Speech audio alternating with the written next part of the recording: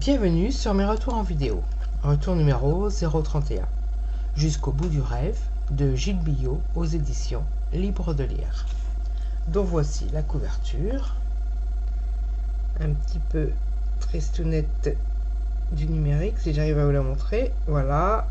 Elle est bien plus jolie en numérique, en broché, puisqu'elle y est colorée.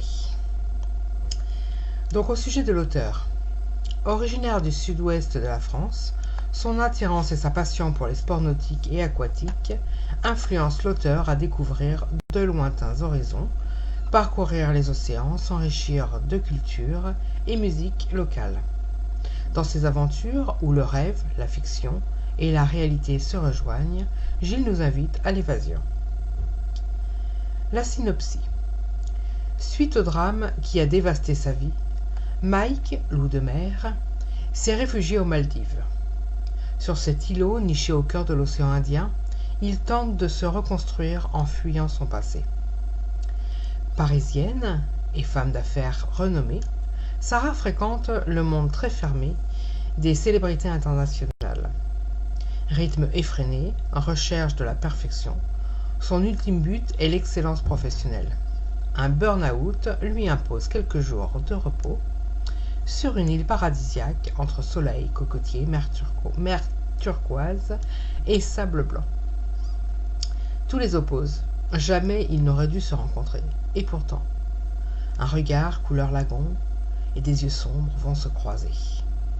Un voyage peut-il bousculer le cours d'une vie? Et si le passé ressurgissait? Donc, description et avis. Voici une romance, mais pas que.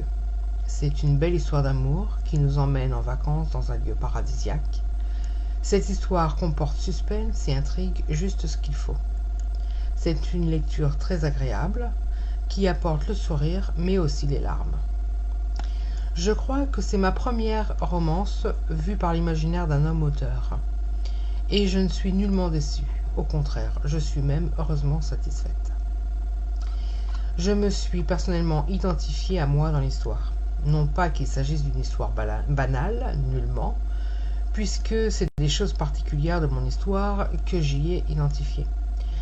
Mais je ne dis pas ça pour parler de moi, juste pour démontrer que l'on vit assez d'histoires pour pouvoir s'y identifier personnellement.